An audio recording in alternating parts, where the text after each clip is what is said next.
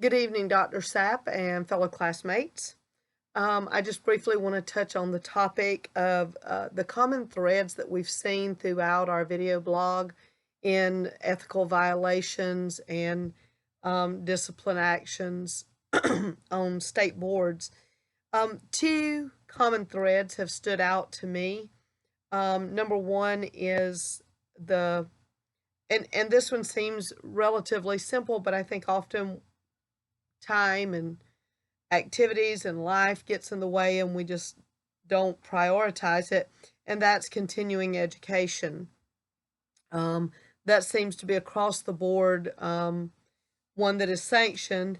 And Wilkinson, Smith, and Wimberly 2019 also cites this as one of the number one or the number one ethical violations across all 50 states.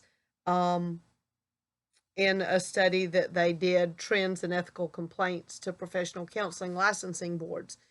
Also, a close second to that is dual relationships. And Wilkinson, Smith, Wimberly also cite the fact that if you combined both sexual and non-sexual dual relationships, it would supersede that of the continuing education. And they bring into concern here the fact that, and I thought this was very interesting, that often these dual relationships develop, but they don't get reported to the board until after the session is over and the services are no longer being rendered. And then the client reports it to the licensing board. And often the client remains in these relationships for a long period of time before this ever happens. So that really kind of brings us to consider this topic very thoroughly, because it has so many tenets to it where you could become involved in a dual relationship and not even intend to.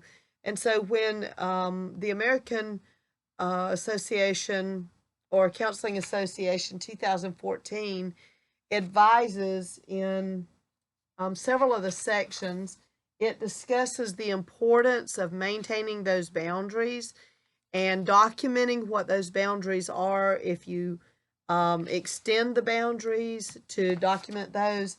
And those are listed in the American Counseling Association section A.C.A